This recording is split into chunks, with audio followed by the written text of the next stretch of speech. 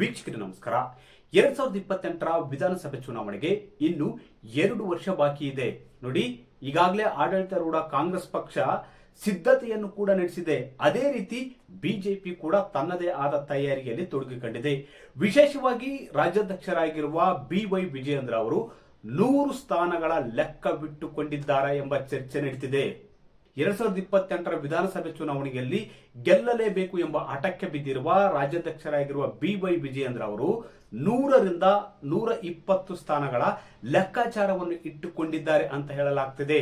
ಹಾಗಾದ್ರೆ ಆ 100ರಿಂದ 120 ಸ್ಥಾನಗಳಲ್ಲಿ ನಿರ್ಣಾಯಕ ಶಕ್ತಿಯಾಗಿರುವ ಆ ಸಮುದಾಯಗಳಾದ್ರೂ ಯಾವುವು? ಪ್ರಧಾನಿ ನರೇಂದ್ರ ಮೋದಿ ಅವರ ಮಾರ್ಗದಲ್ಲಿ BY ವಿಜಯೇಂದ್ರ ಅವರು ನಡೆಯುತ್ತಿದ್ದಾರಾ? ವೀಕ್ಷಕರು ನೋಡಿ, ರಾಜ್ಯದಲ್ಲಿ ಯಾವುದೇ ಪಕ್ಷ ಅಧಿಕಾರ ಹಿಡಿಬೇಕಂದ್ರೆ ಬಹುದೊಡ್ಡ ಮತವರ್ಗ ಆ ಪಕ್ಷದ ಪರ ನಿಂತಾಗ, ಆ ಪಕ್ಷದ ಬೆಂಬಲಕ್ಕೆ ನಿಂತಾಗ ಮಾತ್ರ ಅಧಿಕಾರ ಹಿಡಿಯುವುದಕ್ಕೆ ಸಾಧ್ಯ.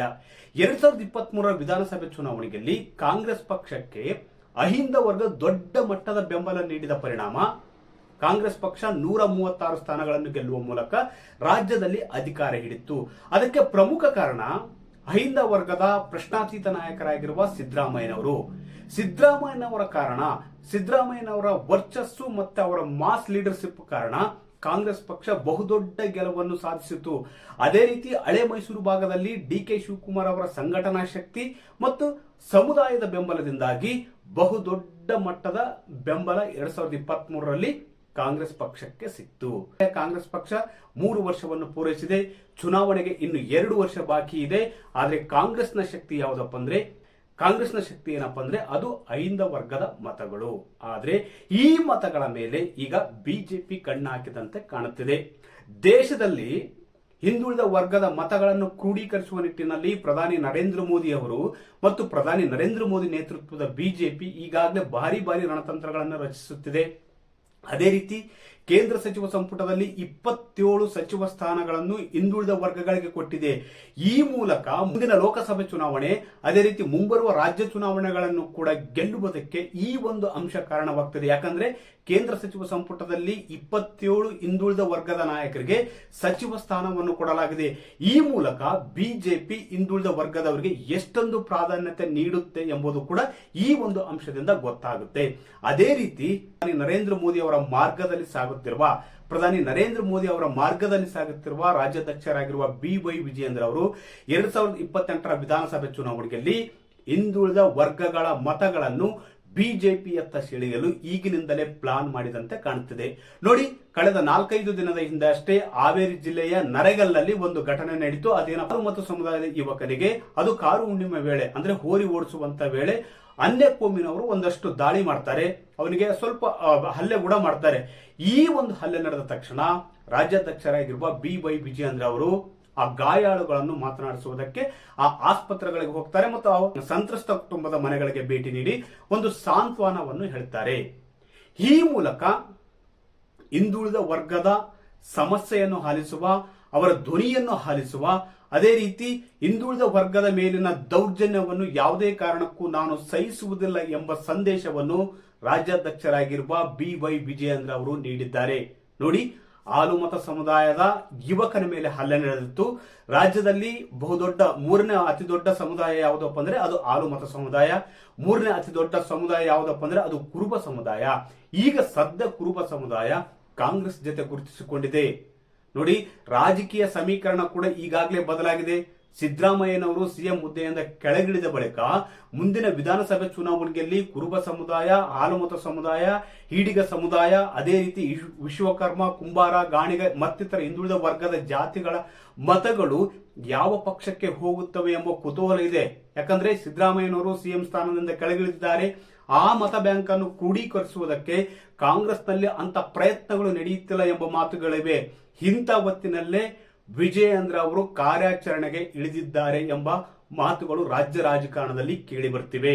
ನೋಡಿ, ಇವತ್ತು ರಾಜ್ಯದಲ್ಲಿ 100ರಿಂದ 120 ಸ್ಥಾನಗಳಲ್ಲಿ ಹಿಂದುಳಿದ ವರ್ಗದ ಮತಗಳು ನಿರ್ಣಾಯಕ ಶಕ್ತಿಯಾಗಿವೆ. ಇಷ್ಟು ಕ್ಷೇತ್ರಗಳಲ್ಲಿ ಯಾರು ಗೆಲ್ಲಬೇಕು ಎಂಬುದನ್ನು ಹಿಂದುಳಿದ ವರ್ಗದವರು ನಿರ್ಣಯಿಸುತ್ತಾರೆ. ಹೀಗಾಗಿ ಇದನ್ನು ಗಮನದಲ್ಲಿ ಇಟ್ಟುಕೊಂಡಿರ್ತಕ್ಕಂಥ ರಾಜ್ಯಾಧ್ಯಕ್ಷರಾಗಿರುವ BY ವಿಜಯೇಂದ್ರ ಮತ ಸಮೀಕರಣವನ್ನು, ಜಾತಿ ಸಮೀಕರಣವನ್ನು 2028ರ ವಿಧಾನಸಭೆ ದೃಷ್ಟಿಯಲ್ಲಿಟ್ಟುಕೊಂಡು ಇಂಥದ್ದೊಂದು ತಂತ್ರಗಾರಿಕೆ ನಡೆಸಿದ್ದಾರೆ ಅಂತ ಹೇಳಲಾಗ್ತದೆ. ಅಂದ್ರೆ ವೀರಶೈವ ಲಿಂಗಾಯತ ಹಿಂದುಳಿದ ವರ್ಗದ ಮತ ಕ್ರೋಢೀಕರಣದ ಮೂಲಕ ಮತವನ್ನು ಕ್ರೋಢೀಕರಿಸುವ ಒಂದು ಪ್ರಯತ್ನಕ್ಕೆ ರಾಜ್ಯಾಧ್ಯಕ್ಷರಾಗಿರುವ BY ವಿಜಯೇಂದ್ರ ಅವರು ಚಾಲನೆ ಕೊಟ್ಟಿದ್ದಾರೆ ಎಂಬ ಮಾತುಗಳು ಕೂಡ ಕೇಳಿ ಬರ್ತಿವೆ. ಯಾಕಂದ್ರೆ ವೀರಶೈವ ಲಿಂಗಾಯತರು ಕಳೆದ ವಿಧಾನಸಭೆ ಚುನಾವಣೆಯಲ್ಲಿ ಕಾಂಗ್ರೆಸ್ ಪಕ್ಷದ ಪರ ನಿಂತಿದ್ರು. ಲಿಂಗಾಯತ ಸಮುದಾಯದ 39 ಶಾಸಕರು ಗೆದ್ದಿದ್ರು. ಅದೇ ರೀತಿ 70ರಿಂದ 80 ಶಾಸಕರು ಹಿಂದುಳಿದ ವರ್ಗದ ಶಾಸಕರು ಕಾಂಗ್ರೆಸ್ ಪಕ್ಷದಲ್ಲಿ ಆಯ್ಕೆ ಆಗಿದ್ರು. ಬಹುತೇಕ 100ರಿಂದ 120 ಸ್ಥಾನಗಳಲ್ಲಿ ಹಿಂದುಳಿದ ವರ್ಗದ ಮತಗಳು ನಿರ್ಣಾಯಕವಾಗಿದ್ದ ಪರಿಣಾಮ ಅದರಲ್ಲಿ ಪ್ರಮುಖವಾಗಿ ಹಿಂದುಳಿದ ಜಾತಿಗಳಲ್ಲಿ ಪ್ರಮುಖವಾಗಿರುವವರು ಆಲುಮತ ಸಮುದಾಯ ಅಂದ್ರೆ ಕುರುಬ ಸಮುದಾಯ, ಈಡಿಗ ಸಮುದಾಯ, ದೇವಾಂಗ ಸಮುದಾಯ ಇರ್ಬೋದು, ವಿಶ್ವಕರ್ಮ ಇರ್ಬೋದು ಮತ್ತು ಇನ್ನಿತರ ಸಣ್ಣ ಪುಟ್ಟ ಸಮುದಾಯಗಳು ಕೂಡ ಪ್ರಬಲವಾಗಿವೆ. ಪ್ರತಿ ಕ್ಷೇತ್ರದಲ್ಲಿ 20ರಿಂದ 30 ಸಾವಿರ ಮತಗಳನ್ನು ಹೊಂದಿವೆ.